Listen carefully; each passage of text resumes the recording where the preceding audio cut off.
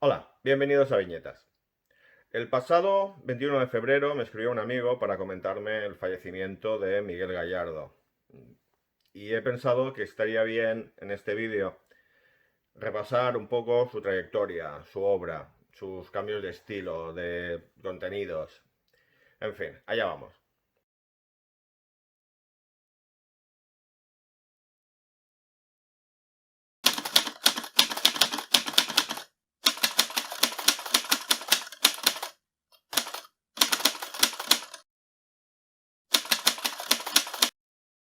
Miguel Gallardo nace en Lleida en el año 55. Su padre quería que fuera banquero o alguna cosa por el estilo, un trabajo serio, pero a él lo que le gustaba era el dibujo. Le gustaba dibujar, era un niño más o menos retraído, por lo que cuenta, amante de la cultura popular, de los libros de ciencia ficción.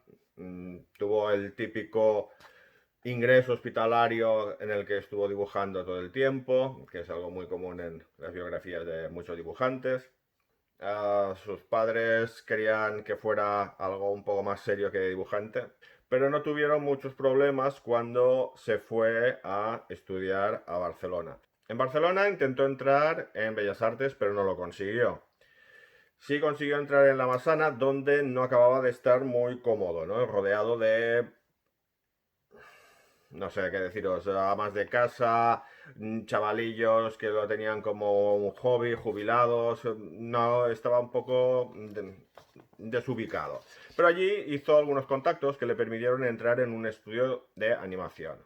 Allí coincidió con Mediavilla, con quien trabajaría muchos años y con quien incluso compartiría piso una serie de un tiempo más o menos largo, ¿no?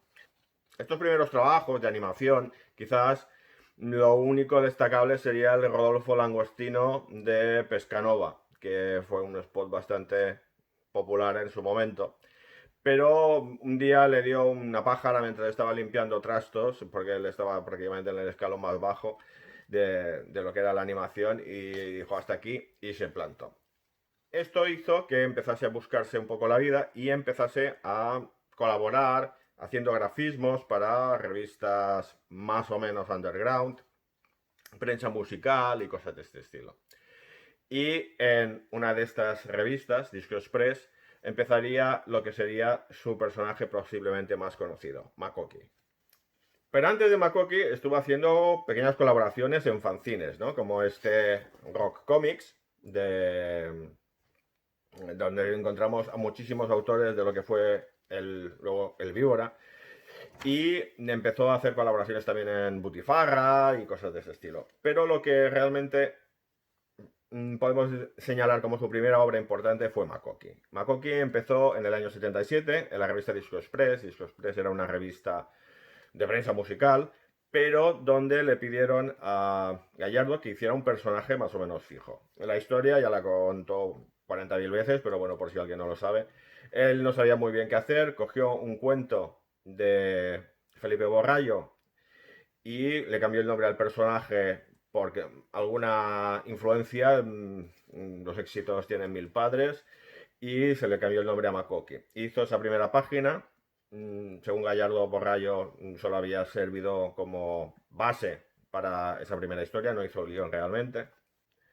Y ya la segunda página ya entraría Mediavilla como guionista, pero no únicamente como guionista, también hacía planificación, hacía entintados, dibujaba fondos, coches, cosas de este estilo. O sea, era una mezcla de dos autores en una colaboración bastante indefinida de lo que hacía uno y lo que hacía otro a veces, ¿no? Estas historias en Disco Express después fueron recopiladas en estos álbumes de Laertes. Este sería el primero, el Makoki, y un álbum que después sería reeditado, ha sido reeditado bastantes veces. Esta sería la reedición de la colección Misión Imposible, que no es tan completa como esta, faltan unas historias del final. Makoki después seguiría una temporada más en Disco Express, después pasaría a Star y después pasaría a Bésame Mucho. Estas historias después serían recopiladas en este tomo llamado La Juventud de Makoki. Pero Makoki no era era un personaje que tenía mucho tirón en un público más o menos inquieto, contracultural, underground, como lo queráis llamar, ¿no? Y esto hizo que en el año 82 saliese una revista de La Cúpula, que sería esta, Makoki, este es el primer número, y donde sería una saga más o menos larga que sería después recopilada en ese tomo, Makoki en New York. Lo que es una pena es que de estas historias de Makoki, en la revista Makoki, este tomo de Makoki New York no las recoge todas e incluso alguna la cambia de orden. Entonces es una recopilación un poco coja. Yo, si podéis conseguir las revistas originales, yo os lo aconsejaría, o al menos investigar qué números no fueron reeditados, ¿no? Por ejemplo, la historia del primer número creo que no se reeditó.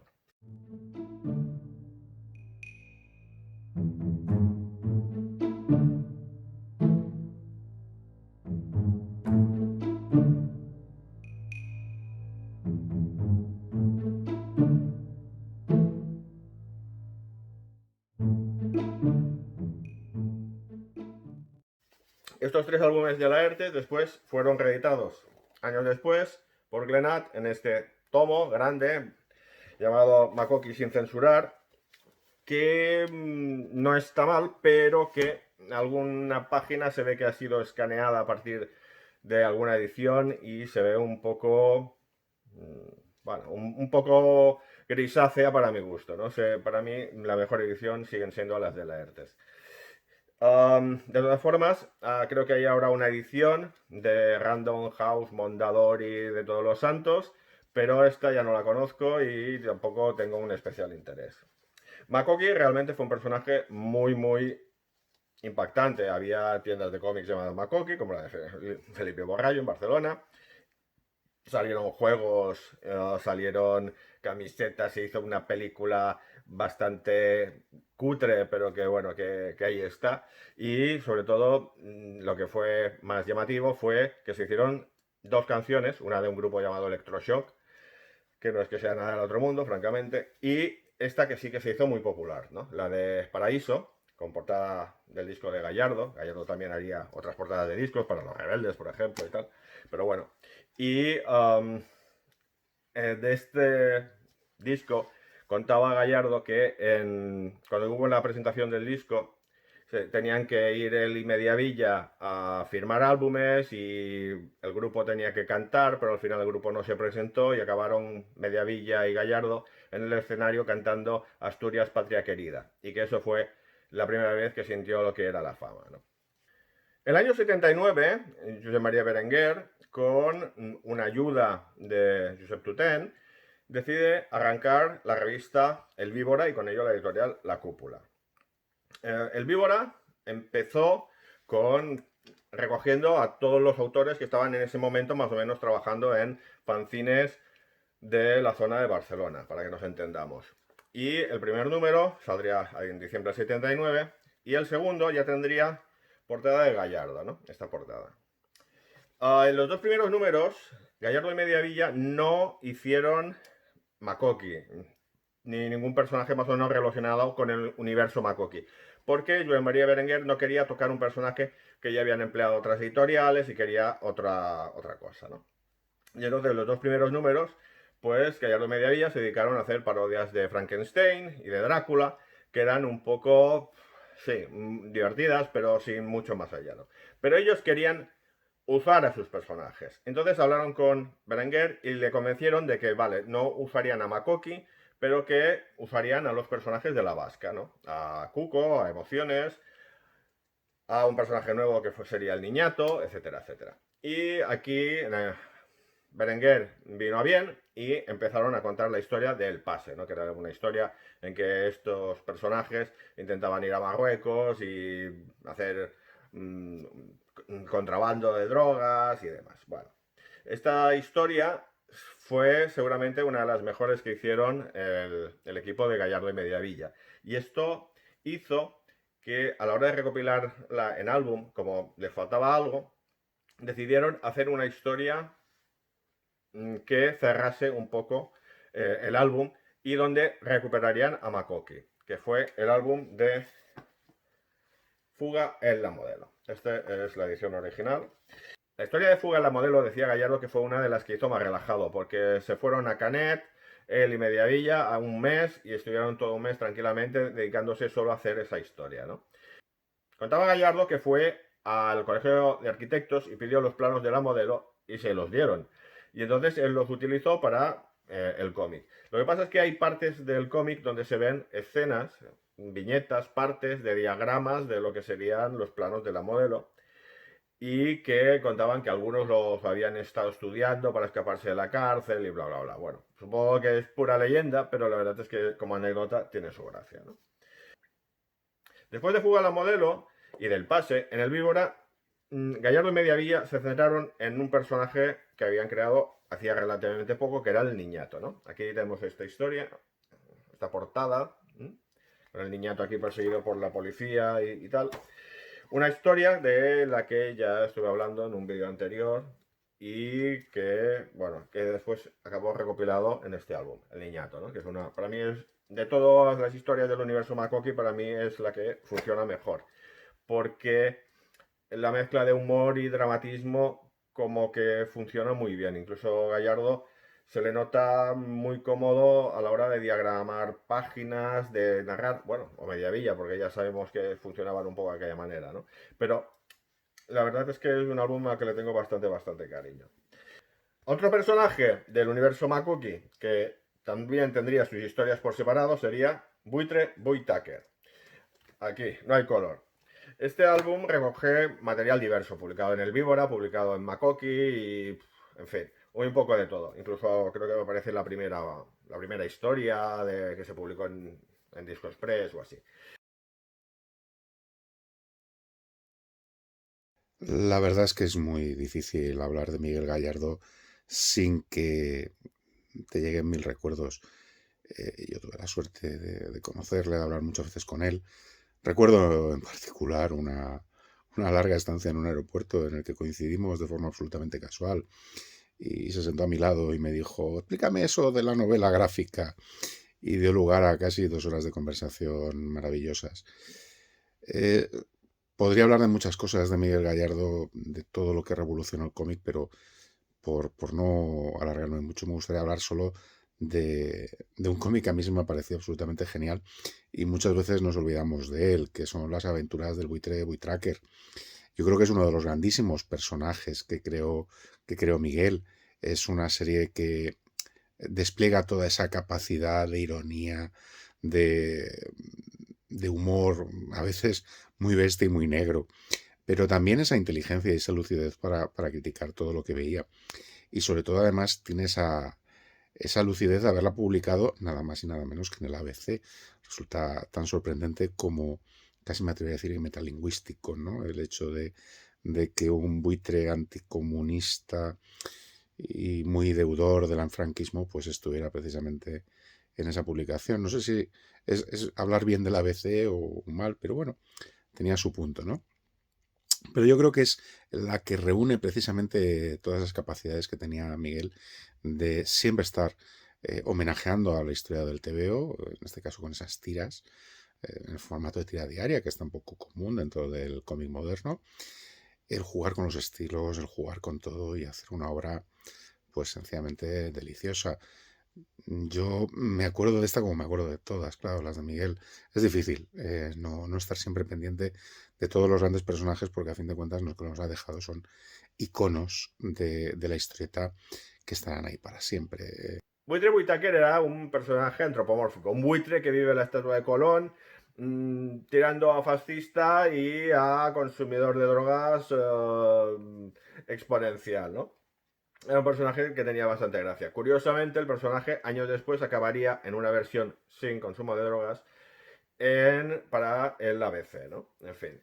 Y de esto después creo que hubo un recopilatorio parcial de este material. Es una pena porque sería curioso de ver estas historias, ¿no?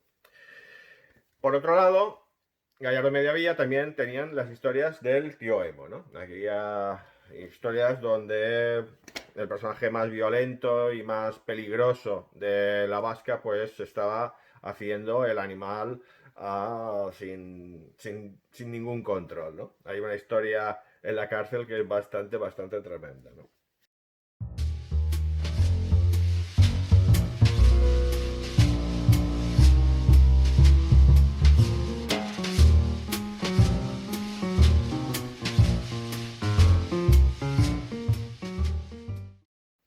Poco después deciden hacer una nueva historia con varios de estos personajes, que fue la historia O tan sí o tan no, que se fue serializando en el Víbora. Esto es una de las portadas de esta historia, y esto sería el álbum, ¿vale? Aquí ellos ya contaron con la ayuda de Carulla en el entintado, y se ve que la cosa no acabó de funcionar muy bien, porque entre que no cobraban mucho, que ya tenían que dividir entre tres, que según Gallardo, Carulla tardaba mucho a la hora de entintar y siempre entregaban tarde, por lo que la cosa se ralentizaba mucho y tal, la cosa fue un poco desastre. Yo creo que esta historia es el momento de todo el equipo más bajo, sin duda, ¿no? Porque es un momento en que la historia se pierde, no sabes muy bien qué está pasando, la cosa es muy farragosa y es el momento tal vez más olvidable de todo el universo Makoki de estos autores, ¿no? Gallardo cogió después al personaje del niñato y empezó a contar historias oníricas del personaje, ¿no? Donde él tenía unas pesadillas terribles debidas al mono que padecía, etcétera. Y son historias que empezó con bitono, pero poco a poco empezó a usar el color y con resultados muy interesantes, ¿no? Esto, lo más curioso es que las hacía él solo. Él ya hacía el guión y hacía el dibujo. Empezaba a verse un poco el final de la relación con Mediavilla. Con Mediavilla, de todas formas, hicieron una nueva historia, que sería Yonkis del Espacio, que esto contaba Gallardo, que es que habían ido a ver la película Life Force de Top Hooper y habían salido pensando en hacer una historia con extraterrestre y el niñato y tal y cual, y empezó más o menos normal. Después se hizo ahí una pajarada Gallardo metiendo al Doctor Manhattan de Watchmen y hablando con el niñato, y después se acabó un poco de aquella manera, ¿no? Ya, era ya los coletazos de la relación Gallardo y Mediavilla. Hubo otro proyecto que no sé si iba a hacer Gallardo con Mediavillo solo, que era Krasnivor. Aquí os enseño una ilustración de las que hizo para un número de el hijo de Uric, que era una historia con la vasca metida en la división azul, ¿no? Cambiando el tiempo, lo que fuera. Pero quedaron 4%, algunas páginas abocetadas, y creo que la cosa quedó un poco allí parada, ¿no? El divorcio creativo con Mediavilla hizo que Gallardo se plantease qué tenía que hacer con su futuro, ¿no? Profesional. Y una de las cosas que a él le molestaban es que las historias de Makoki eran absolutamente incomprensibles para el extranjero, y esto hacía que no pudieran ser vendidas a otros países. Por lo que intentó hacer algo parecido a Daniel Torres, en el sentido una cosa así más glamurosa y que fuera más fácil de entender y de vender en el extranjero. Y entonces así fue como empezó la serie Perronic, esto una portada del Víbora, y que después sería recopilada junto a otras historias un poco en esta línea, en este álbum de cassette del que también hablé en un vídeo anterior. Estos son historias donde se mezclan elementos de cultura popular, un poco alocadamente a veces, pero con resultados muy simpáticos, muy divertidos y muy con mucha vida, ¿no?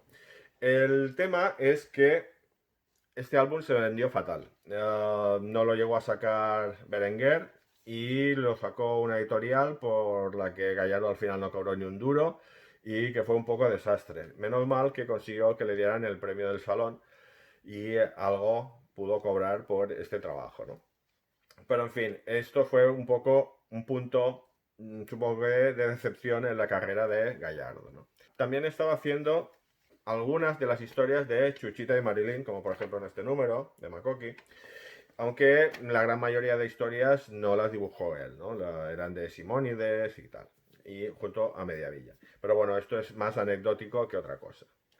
Como los originales de Perronic eran grandes, dibujados, pintados a wash y tal, y no hubo tampoco mucho interés en el extranjero, Gallardo no sabía si es que Berenguer no había tenido mucho interés en moverlo o qué pasaba. Esto fue como un poco decepción y un poco el fin de la relación de Gallardo con la cúpula. Conocí a Miguel Gallardo a principios de los 80 en la redacción del Víbora. Me sorprendió porque no se correspondía exactamente con la imagen que yo me había forjado de él.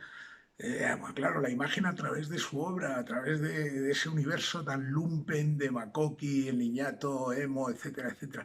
Y me encontré un tío que era una sensibilidad totalmente diferente. Recuerdo la primera ocasión que tuvimos una conversación así un poco tal sobre Tintín y me sorprendió que al tío le encantase Tintín y bueno, como quedó demostrado en su obra posterior, es que realmente era un hombre renacentista, polifacético, capaz de hacer prácticamente todo. Hay una cosa curiosa que comentar y es que mientras Gallardo estaba trabajando para Norma en Cairo y para la cúpula en el Víbora, a su vez a veces hacía colaboraciones para otras revistas, ¿no? Como Harakiri, pero a mí me hacen más gracia, por ejemplo, las que hizo en este número de Rambla, el número 2, donde ves a Carlos Jiménez, a María Bea y Gallardo y Mediavilla cuentan una parodia de la película Excalibur, que en esos momentos estaba en cartelera, o su colaboración para la revista de Tutelle, Comics Internacional, aquí con una portadita de Batman, donde hizo una página de la sección El Cómic Vivo, ¿no? Que era una sección donde, en plan, cada vez exquisito, cada mes, un autor iba siguiendo la historia y iba improvisando, y claro, era un delirio que no tenía ni pie ni cabeza. Pero bueno, aquí está su colaboración con Tutelle, ¿no? Ahora me gustaría hablaros de la relación que tuvo Miguel Gallardo con Joan Navarro como editor, ¿no? Porque Gallardo, a la vez que estaba en el Víbora, él empezó a colaborar en Cairo. Aquí tenemos este número 2, se ve que le encantaba empezar las cosas por el 2 a este hombre, donde empezó su serie en solitario Pepito Majefesa. Pepito Majefesa era una historia que mezclaba al reporter Tribulete con el hombre enmascarado, haciendo parodia de corrientes culturales del momento, cantantes pop del momento y mezclando todo tipo de homenajes a personajes de animación, del cómic, de la televisión, del mundo del corazón, de cualquier cosa. Entonces era un batiburrillo cultural muy divertido, muy loco, pero también muy divertido, ¿no? Esta historia después sería recopilada en este número, el primer número de la colección Misión Imposible, y bueno, pues allí quedó, ¿no? Gallardo demostró ser un poco el ejemplo de que este enfrentamiento absurdo que era la línea chunga contra la línea clara y todo esto, pues que había gente que estaba ni línea chunga ni línea clara, que eran buenos y punto y que se los disputaban en todas partes, ¿no? En fin, después de los 30 primeros números, Joan Navarro se tuvo que cerrar la revista duró muy poco, cerrada, después sí, volvió por la respuesta popular y duró hasta los 70 y pico números, pero Navarro había dejado ya la dirección de CIMOC, de Cairo evidentemente, y montó su propia editorial que era Complot, ¿no? En Complot, esto sería el número 0, la primera edición, hay una segunda edición con una portada de Miquel Beltrán en lugar de esta de Mariscal. En esta nueva revista empezaba una nueva serie Gallardo, que era Perico Carambola en la cresta de la ola, con guiones de Ignacio Vidal-Folk, con quien trabajaría una temporada en un par de series, ¿no? Perico Carambola era también una serie que bebía bastante de lo que vendría a ser el reporte del Tribulete y de la escuela bruguera, ¿no? Con un periodista que aspira a entrar en nómina y que es muy torpe y que todo lo que le ocurre son desgracias, ¿no? Estas historias después fueron... el personaje siguió después en la etapa de Joan Navarro al frente del TVO, 7 números, y después el personaje, como había hecho bastante gracia a algunos periodistas, acabó siendo recogido en algunos números de La Vanguardia, en suplementos y cosas de ese estilo. Este material después fue recogido en este número de viñetas completas, dedicado a este personaje Perico Carambola. Viñetas completas, esta colección que publicaba historias completas como la de Perico Calambola, era un poco la hermana pequeña de Viñetas, que era una revista mensual, como las que se habían estilado a finales de los 70 y los años 80, y que publicaba Glenat España, la editorial que estaba dirigiendo Joan Navarro, ¿no? En Viñetas, a partir del cuarto número, Gallardo empezó a colaborar con cierta asiduidad con dos historias bastante importantes, dos obras que vale la pena comentar. En los números 4 y 5 aparecería la muerte de Makoki. ¿Qué había pasado? Makoki, después de la revista de La Cúpula, había sido recuperado por Felipe Borrallo y con otros autores había sacado una revista con ese nombre y Gallardo estaba horrorizado con lo que habían hecho. No le gustaba nada y decidió cerrar el capítulo Makoki, al menos en lo que a él respectaba, y contar una historia donde Makoki se enfrenta a unos neonazis y acaba muriendo. Es una historia muy curiosa porque Makoki apenas aparece en esa historia y y que se dedica más a contar el deambular de unos borrachos, de unos yonkis y de esos nazis que recuerdan mucho a los personajes de La Vasca, que a centrarse en qué ha pasado con Makoki y con La Vasca, ¿no? En fin, es una historia bastante visceral y se ve que era algo que quería sacarse de encima Gallardo, que ya se había planteado inicialmente sacarlo en plan fanzine. Lo que pasa es que al final lo convencieron para que lo sacase la revista y poco después todo este material acabó siendo publicado en un número en grapa. A mí me gusta más esta edición en viñetas, si os digo la verdad, porque es más grande y se ve bastante mejor, ¿no? Pero bueno, eso ya son gustos. En viñetas, con Ignacio Vidal Folk, también crearía una nueva serie, Roberto España y Manolín. Esto, evidentemente, era una parodia de Roberto Alcázar y Pedrín. ¿Por qué? Porque Gallardo se había leído unos cuantos cómics de Roberto Alcázar y Pedrín, se había partido el pecho con las marcianadas. La verdad es que te los lees y son bastante divertidos, con algunas de las salidas, y parecen a veces que son cómics de humor sin quererlo ser. Y a partir de allí pues hicieron una versión actualizada del personaje, manteniendo todos esos comentarios políticamente incorrectos y convirtiendo a Roberto España en un salvador de la democracia, etc., ¿no? Este material después fue recogido en un álbum en Midons, con algunas, todo en blanco y negro. Es una pena porque los capítulos que aparecían en viñetas tenían como una portada de cada episodio, algunos números, y eran a color, y entonces era como la portada del cómic, y eran bastante resultones, pero bueno, ahí se quedó. Y también hay que mencionar este álbum, Héroes Modernos, que viene a ser un integral recogiendo el Pepito Majefesa, que os enseñaba, el álbum de Misión Imposible, el Perico Calambola del Viñetas Completas y el álbum de Midons de Roberto España y Manolín, ¿no? Miguel Gallardo ha sido sin duda uno de mis principales referentes dentro del cómic español. Es uno de los dibujantes que a mí en particular me creó la vocación de hacer cómic y de intentar dibujar para acercarme levemente a cosas como las que llegó. De su obra, a mí, mis cómics favoritos, yo los tengo bastante claros. Yo recomendaría esta recopilación llamada Héroes Modernos, que publicó Glenat a finales de los 90, donde aparecen algunos de mis TVO favoritos suyos. Aparece Pepito Majefesa, que fue el pastiche de humor postmoderno que hizo para Cairo en los 80. Aparece Perico Carambola, que es una sátira del mundo de la farándula muy divertida que hizo con guiones de Ignacio Vidal Folk. Y aparece el que sin duda es mi TVO de humor favorito de Gallardo, maravilloso. El otro día lo volví a releer y se me saltaron las lágrimas de la risa, a pesar de que ya me lo conozco bastante porque lo he leído mucho. Me estoy refiriendo a Roberto España y Manolín, que es una sátira, básicamente es una sátira de la España democrática, de la cultura de la transición, de la España de los 90, que es cuando se hizo el TVO, y está vehiculada a través de una parodia descontextualizada, que la idea ya en sí misma la hizo también con Vidal Folk, con Ignacio Vidal Folk, a los guiones. La idea en sí misma es maravillosa, es genial. Vamos a coger a Roberto Alcázar y Pedrín, cambiándole el nombre, y vamos a situarlo haciendo lo mismo que hacían en los TVO de la España franquista, haciendo lo mismo, es decir, solucionar los asuntos a base de mamporro, en la España democrática con contactos directos con los grandes poderes del Estado.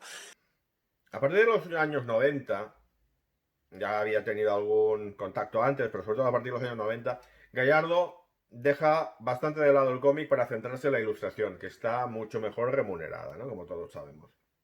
Esto hace que colabore en muchísimas revistas, periódicos a mansalva y libros, etcétera, etcétera, ¿no? De este aspecto no hay demasiado donde buscar, ¿no? Entonces, hay, por ejemplo, este recopilatorio, Gallardo Blanco y Negro, de Midons, que recoge ilustraciones hechas para La Vanguardia y que está dedicado de una forma bastante simpática a su hija María y a su madre, supongo, ¿no? A la madre María.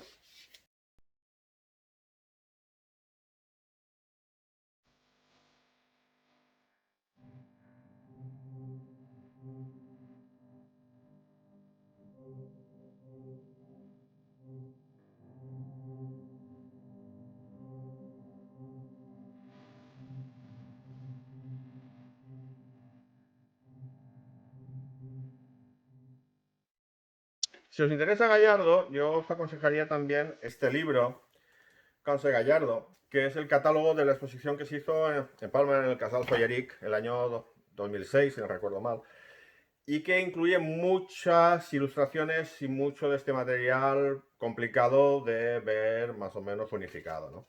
De sus trabajos como ilustrador de libros, yo destacaría las numerosas colaboraciones que ha tenido con Victoria Bermejo, Cuentos para leer en un minuto, Cuentos per nins, Cuentos per nenes, y un libro que se titula Me acabo de separar, que me huelo que debe de tener bastante gracia, ¿no? Este aún no me lo he leído, pero lo tengo ahí pendiente. De sus trabajos como ilustrador también destacaría Rubianes solamente, que recoge monólogos de Pepe Rubianes, de sus diferentes espectáculos teatrales, y que él ilustra profusamente, más alguna historieta más o menos a modo de prólogo o para representar alguna escena, ¿no? Este libro, si os gusta Rubianes, sobre todo, os lo pasaréis bomba.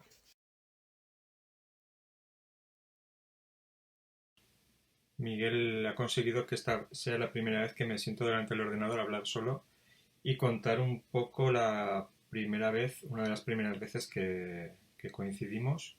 Él había sido un profesor mío hacía unos pocos años, pero bueno, después de las clases habíamos perdido el contacto y además, bueno, Miguel, con lo despistado que es, tampoco retenía mucho nombres y caras de la gente, o sea que esa siguiente vez que coincidimos, él no me conocía. Yo estaba trabajando en Mariscal, en la película de Chico y Rita, y creo que este es como un detalle para ejemplificar un poco el sentido práctico que describía muy bien a Miguel. Eh, yo estaba trabajando en el departamento de fondos, dibujando los fondos de la película de Chico y Rita, y creo que estaba dibujando el último plano de la película, que era una panorámica de Las Vegas, una panorámica vertical. Tenía que dibujar todos, bueno, pues el motel donde vivía Rita, y luego subía la cámara y se veían todos los hoteles famosos de Las Vegas, y hasta que se perdía en la panorámica de la ciudad al desierto. Y creo que ahí terminaba la película. Pues bueno, después de estar una semana, 2 semanas haciendo ese dibujo, que ahí hacíamos los dibujos como en un formato bastante grande, y bueno, y habiendo sido aprobado un boceto, antes de meterme con esto, con cierta verticalidad en los edificios, Xavi, pasadas las semanas, vio mi dibujo ya casi terminado y dijo, esto no puede ser. Esto no puede ser. Las Vegas es mucho más horizontal. Los edificios son más bajos y hay que repetir el dibujo. Entonces, bueno, Xavi cogió mi dibujo, lo calcó y fue cambiando todos los edificios de manera de que se le pudiera dar como más importancia al desierto y no tanto a los edificios como había hecho yo. Entonces, el día que terminó el dibujo, vino Miguel de visita al estudio. Miguel había, por lo que había estado trabajando antes en la época del COVID, y bueno, pues había como mucha amistad entre Xavi y Miguel. Entonces, Xavi, en un momento así como de rabieta, en el que supongo que gente de producción de la película le está diciendo que no tenía mucho sentido ir repitiendo dibujos que ya estaban aprobados, puso los 2 dibujos encima de la mesa y aprovechando que estaba Miguel viendo los dibujos que estábamos haciendo en los fondos, en el departamento de fondos, Xavi le dijo de manera como para que él aprobara su dibujo: Miguel, ¿cuál de los 2 dibujos está mejor, este o este? Y Miguel se los quedó mirando y dijo: no sé, Xavi, yo es que los veo muy iguales. Que no, que hay uno que es mejor que el otro. Y Miguel dijo: mira, Xavi, solo son árboles, solo son palmeras y edificios. Y Xavi se puso como súper violento: pues no, el mejor es este. Y bueno, nos echamos todos a reír y el tío pues puso su dibujo como para producción y lo aprobó él solo, ¿no? Pero Miguel fue como... claro, yo por dentro era como, hostia, menos mal, pues llevo 1 semana o 2 semanas trabajando esto, al final parece que haya hecho una puta mierda, y sin embargo ha llegado Miguel y ha puesto un poco de sentido común a todo esto, porque al final es como, no, o sea, lo bueno es lo que digo yo y ya está, y al final eran edificios y palmeras, o sea, y ya está, ¿no? O sea, yo creo que eso define un poco lo que durante luego muchos años después, cuando ya fui conociendo más a Miguel, le representaba muy bien, que era ideas claras, trabajamos rápido, nos quitamos las cosas lo mejor posible y no nos andamos con tonterías que al final no vale la pena. Gallardo no se desvinculó del cómic totalmente, porque con la revista Nosotros Somos los Muertos, aquí por ejemplo una contraportada, siguió haciendo alguna colaboración, ¿no? Hizo algunas ilustraciones, pero sobre todo empezó a publicar partes de lo que después sería Un Largo Silencio. Un Largo Silencio fue un álbum que mezclaba historieta con textos del padre de Gallardo contando su experiencia durante la Guerra Civil. Contaba Gallardo que durante el franquismo el padre nunca habló de la Guerra Civil y que a partir de que se murió Franco no paraba de hablar y contar sus peripecias, ¿no? Esto marca, yo creo, un poco lo que sería después la obra de Gallardo, ¿no? A partir de este momento, la gran mayoría de obra de Gallardo podemos centrarla en experiencia personal. Igual que Robert Crumb ha hecho mucha historia autobiográfica o presentándose como personaje más o menos ficticio, más o menos real, yo creo que es a partir de este momento que Gallardo funciona así, ¿no? Y lo primero que hace es hacer esto, Un Largo Silencio, contando la historia de su padre, un poco como lo que podría haber hecho Art Spiegelman en Maus, ¿no? Mi otro cómic favorito de Gallardo es Un Largo Silencio, una memoria histórica que hizo sobre los recuerdos de su padre, que participó en la Guerra Civil, fue un oficial republicano, las consecuencias de la Guerra Civil también, cómo marcó también su vida posteriormente, las penurias en el exilio francés, y luego el humillante retorno a la España como vencido, a la España franquista, y su difícil reinserción en la sociedad, ¿no? Este libro para mí fue muy importante porque yo me lo compré cuando apareció, y me impactó muchísimo por el concepto, por el formato híbrido, ¿no? No terminaba, todo no era cómic, había páginas de cómic, había dibujado Gallardo, siempre en base a los recuerdos del padre, pero había otras muchas páginas que eran simplemente el texto literario de la memoria de su padre, Francisco Gallardo, con a veces breve dibujo, boceto o algunas páginas de dibujadas insertadas, es decir, un híbrido entre el cómic ilustrado, entre el libro ilustrado y el cómic puro y duro, digamos, pero que en aquel momento, además, en el mercado editorial de la España entonces, pues no tuvo difícil encaje, ¿no? La novela gráfica española tardaría todavía 10 años en emerger, es decir, en este caso estaba hablando, por tanto, de una obra precursora, pionera, adelantada a su tiempo, y luego también recuerdo en la época que no fue del todo comprendido. porque había comentarios en el sentido de que, bueno, no es un cómic, por ejemplo, ¿no? Recuerdo en la época, no es un cómic porque todos no son páginas de cómic en el sentido tradicional. Bien, 10 años más tarde, como digo, emergería en España la novela gráfica, también a nivel internacional, por supuesto, previamente, no es un fenómeno únicamente español, pero digamos que cambió el concepto, con ella cambió el concepto de lo que podía ser un cómic. Y, de hecho, en 2012 se publicó en una edición ampliada que tuvo mejor recepción. Y eso es todo. A Gallardo creo que lo vamos a echar de menos muchas personas y, sin duda, su obra la vamos a recordar. Como he dicho, simplemente basta releerla para comprobar su valor histórico dentro del cómic español. Este álbum se publicó en ediciones de Ponent y después allí publicaría un poco sus siguientes obras, ¿no? Esta, el Informe G, que recoge material de épocas muy diversas y centradas más o menos en su figura, en historias más o menos autobiográficas o viajes o personajes que ha conocido o los profesores que tuvo, cosas así.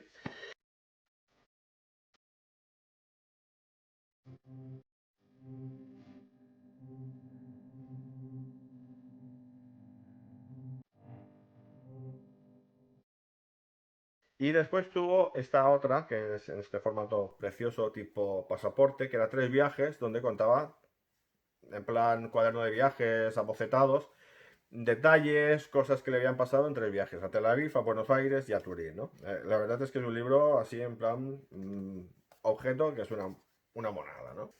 Ahora me gustaría comentar un tipo de obra de la que Miguel Gallardo tiene muchos ejemplos, y es la obra colectiva. Aquí solo voy a enseñar algunos, porque tiene muchas obras colectivas. Por ejemplo, estaba aún en rollo fancinero, disco express, sus primeros pasos, y ya hay una historia, en plan Segar, en este álbum colectivo de homenaje, de denuncia sobre el atentado que sufrió la revista El Papus, ¿no? Esto fue también uno de sus primeros trabajos, realmente. Años después, cuando ya estaba en el Víbora, Cairo y tal, hizo una de las historias de este álbum, Comer, aparte de la portada, dedicada a... Esto era un álbum donde cada autor pues hablaba un poco de él y daba una receta de un plato que a él le gustase y tal. Y hacía una historieta sobre ese plato. Y Gallardo eligió el humilde pero siempre estimado huevo frito. Después hay este álbum, 10 Visions d'Historieta de Barcelona, donde, editado por Complot, donde 10 autores hacen visiones de Barcelona más o menos personales, ¿no? Y Gallardo contaba aquí una historia de un niño que viajaba al futuro y veía la Barcelona del futuro, ¿no? Esto está en catalán, creo que no se ha publicado en castellano, pero no lo sé. En este álbum, formato vinilo, cuadrado, que editó también cassette y supongo que tampoco vio ni un duro nadie. Pop español, aquí la cosa iba de que cada autor adaptaba una canción de un grupo musical del momento, ¿no? Por ejemplo, Carlos Pacheco adaptaba una canción de 091, por ejemplo, ¿no? O Fernando de Felipe adaptaba una canción de Ilegales. Pues aquí Gallardo adaptó una canción de Gabinete Caligari y la hizo en plan súper infantil y súper cookie, ¿no? Es una cosa curiosa. Contaba Gallardo que en un momento dado intentó entrar a la revista El Jueves con su buitre Whittaker, pero le dijeron que eso allí no pegaba nada y que no interesaba y tal. Una pena, porque seguramente si hubiera conseguido entrar en El Jueves, en el momento en que lo miró, seguramente hubiera hecho menos ilustración y hubiera hecho bastante más cómic. Pero bueno, esto ya no lo sabremos. De todas formas, la gente del Jueves estuvo implicada en este álbum, Humor a todo tren, de Renfe, sobre trenes, coger el tren y cosas de estas. Y Gallardo sí que hizo aquí una historia sobre un pasajero que viaja en tren, etcétera, etcétera, ¿no? Después hay las colaboraciones que hizo con La Semana Negra. Aquí tenemos una historia del Guernica, variaciones de Guernica, también que sigue un poco la estética y los planteamientos de Un largo silencio, para que me entendáis.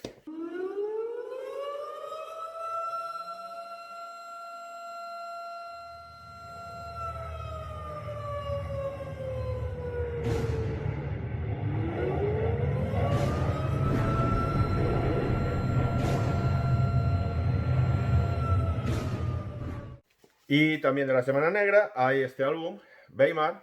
En realidad es un estuche con 2 tomos, pero en este es donde, desde la memoria, es donde está la historia de Gallardo. Una historia de 4 páginas a color sobre la República de Weimar y con guión de Jorge García, ¿no?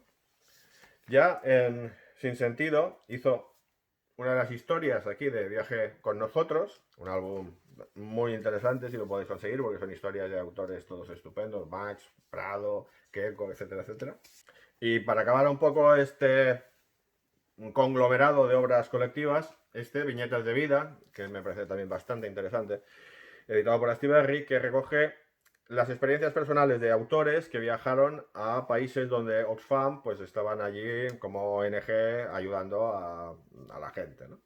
Entonces, Gallardo contaba la historia de que le había pasado, la gente que había conocido en su viaje a República Dominicana.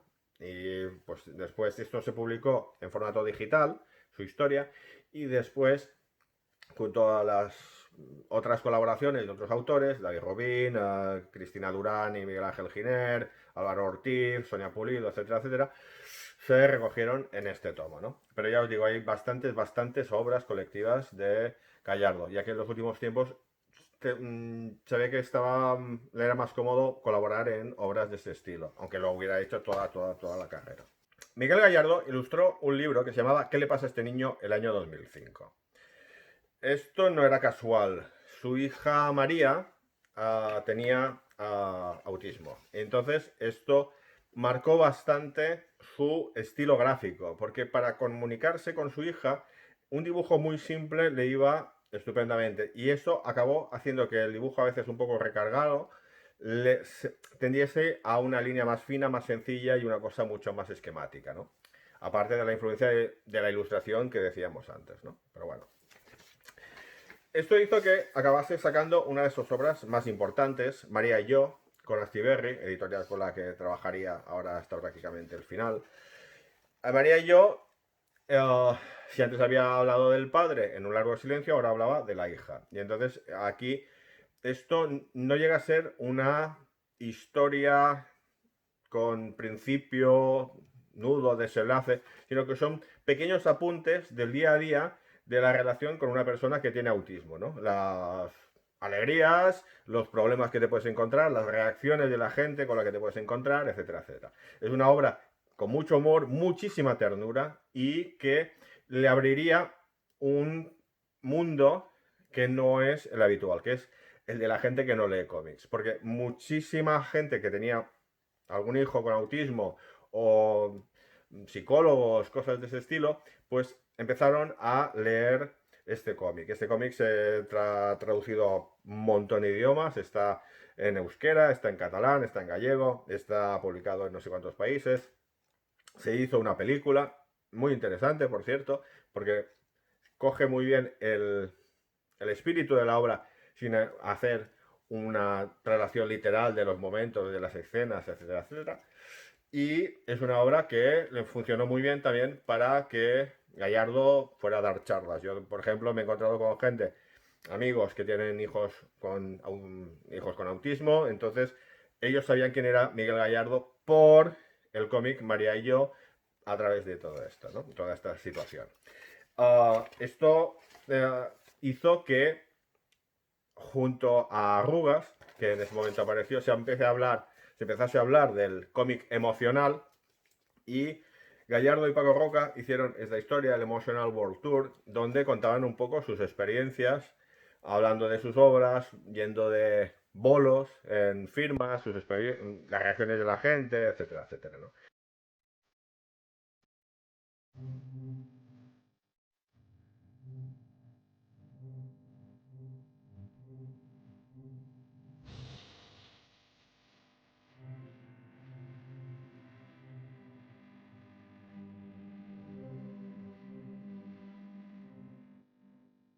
Gallardo, aparte, después haría un cómic digital, Los viajes de María, y después haría María cumple 20 años para explicar un poco la situación de las personas con autismo cuando ya empiezan a ser adultas y los cambios que esto supone y tal, ¿no? La última gran obra de Gallardo fue esta. Algo extraño me pasó camino de casa, donde aquí ya no era el protagonista el padre, no era la hija, el protagonista era realmente él, ¿no? Y la situación en que se encontró cuando le detectaron un tumor cerebral, el boniato, que lo llamaba, ¿no? Entonces, algunas de estas páginas aparecieron en El Jardín, un periódico, fanzine, estupendo por otra parte, y donde iba contando un poco su situación, ¿no? Cómo lo operaron un poco antes del confinamiento, cómo reaccionó, los problemas que tuvo, etcétera, etcétera. Bueno, la verdad es que no deja de ser bonito que él sea el protagonista de su última historia y que las guardas del libro sean un poco un resumen de su vida, con una viñeta final que pone "y si me muero", y que la última viñeta de este cómic sea un Gallardo hablando al lector y haciendo este gesto que empleó muchísimas veces y que de hecho hizo que a muchos autores le dedicasen en un momento en que estaba aquí recuperándose, haciendo un homenaje a esta postura tan suya de sus cómics, ¿no? En fin, su fallecimiento para mí es una cosa triste, es una cosa que que te toca mucho las narices que alguien tan joven con tanto talento ya no esté con nosotros.